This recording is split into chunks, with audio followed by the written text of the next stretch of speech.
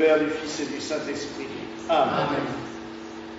Mes très chers frères et sœurs, comme aujourd'hui de nouveau, nous n'avons pas de saint particulier à célébrer au calendrier, nous avons choisi de célébrer la messe de Requiem pour les fidèles et les bienfaiteurs défunts. Nous tenons beaucoup dans l'Église gallicane à la prière des défunts, pour les défunts. C'est aussi, je dirais, une tradition ancienne des églises celtiques, car c'est elles qui ont inspiré la tradition de prier pour les défunts. Très tôt, dans les monastères celtes, il était de coutume de noter dans ce qu'on appelait l'obituaire, c'est-à-dire en fait le registre où on inscrit le nom des défunts comme celui qui est... Je peux te mettre à l'ombre, c'est comme celui qui est devant l'icône des défunts de notre paroisse. Il était coutume d'écrire le nom des défunts et de s'échanger les registres entre monastères de manière à ce que la prière pour les défunts soit un peu perpétuelle. Ainsi, si je prends l'abbaye de Luxeuil où Saint-Colomban vivait, l'abbaye de Saint-Gall, l'abbaye de Bobbio, quand il y avait un défunt dans le monastère, on envoyait immédiatement des messagers. Par exemple, s'il y avait un défunt au monastère de Luxeuil, on envoyait un messager à Bobbio et un messager à Saint-Gall pour leur dire le nom du défunt et eux-mêmes, du coup, l'ajouter dans leur liste de prières. Ces espèces d'échanges de prières marquaient l'intercommunion entre les différents monastères. Et c'est ça qui est à l'origine de la prière pour les défunts. Tout cela étant basé, comme nous l'avons déjà dit au 2... Le vent ne veut pas passer mon essai ouvert.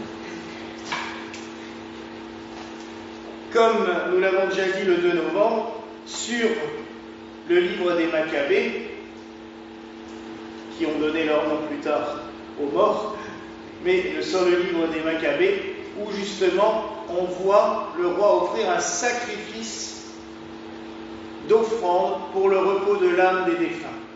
Et c'est à partir de là qu'on a commencé à prier pour les défunts, qu'on a instauré les messes pour les défunts. Très vite, cela s'est diffusé dans tous les monastères d'Europe, et c'est les bénédictins, et notamment Saint Odon de Cluny, qui a généralisé la messe du 2 novembre, puis les 3 messes du 2 novembre, les messes commémoratives, et dans ces monastères-là, on célébrait une messe des défunts tous les jours. Puisque vous savez que pendant très longtemps, et je trouve la coutume assez belle quand même quand on est, c'est qu'il y avait la messe privée des prêtres. Il n'y avait pas de concélébration pendant longtemps. Il y avait la messe conventuelle, qui était célébrée à tour de rôle par un des prêtres de la communauté, mais chaque prêtre, dans la journée, célébrait une messe privée à l'un ou l'autre autel. Et il y avait toujours un autel qui était dévoué pour la prière pour les défunts. Et ainsi, tous les jours, un des prêtres du monastère célébrait la messe des défunts à cet autel.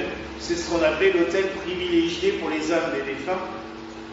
Notre autel de Saint-Joseph est un autel privilégié, puisque quand j'ai béni l'autel en 2019, je lui ai donné, en tant qu'évêque, il y a quelques droits, je lui ai donné le privilège justement de pouvoir accueillir la messe des défunts, c'est-à-dire que même le jour de Noël, même le jour de Pâques, même le jour des grandes fêtes où logiquement il n'y a pas de messe de funérailles, si nous apprenions le décès subit de quelqu'un, soit de la communauté, soit d'un proche, ou que quelqu'un vienne en nous disant faites une messe pas de funérailles, mais une messe de Requiem, un des prêtres de notre communauté pourrait la dire à l'autel de Saint-Joseph, malgré que ce soit un jour de fête. Je dirais que tout ça, c'est des détails, mais non, c'est extrêmement important. On ne peut pas laisser un défunt partir sans l'accompagner par la prière. C'est extrêmement important. C'est extrêmement fort. Et on ne peut pas, vraiment pas laisser passer cela. C'est pour cela que dans l'Union apostolique gallicaine, on a tenu à remettre ces messes votives que nous faisons quand il y a un moment libre pour les bienfaiteurs, pour les fidèles défunts. Que tous les dimanches nous prions, et les messes de semaine quand il n'y a pas d'intention particulière, pour les défunts inscrits dans le registre de la communauté, dans l'obituaire. C'est aussi pour cela que sonne le glas tous les lundis matins à 11h. Je dirais que c'est sœur Bernadette qui a ouvert cette voie. Tiens, je le raconte aussi une fois dans une vidéo. Quand sœur Bernadette est morte, elle devait être enterrée le lundi matin à 11h, 2 jours avant la mort de mère Élisabeth. C'était le 11 octobre. Voilà, c'est facile à se souvenir, parce qu'Élisabeth est morte le 13. Le 11 octobre. Le dimanche, avec Antoine, un programme.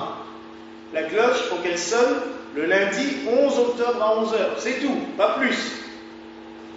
Et depuis, la cloche sonne le glas tous les lundis à 11h et on ne sait pas pourquoi ni comment. Le programme s'est mis, impossible de l'enlever, il a essayé de l'effacer, il a essayé de le supprimer. Ça continue envers et contre tout à sonner tous les lundis à 11h pour les défunts. Donc en fait, je dirais que là, l'évêque s'est exécuté aux volontés de Dieu. Il a confirmé l'autorisation de sonner le glas, alors que ce n'était pas prévu au programme. Mais il y a des petits clins d'œil, comme ça. C'était la première religieuse de notre communauté à mourir. Peut-être que là-haut, ils ont décidé qu'on se souviendrait ainsi, tous les lundis à 11h. Alors des fois c'est drôle, puisque souvent quand on est réunis ici un lundi matin pour une messe, c'est souvent parce qu'il y a une fête.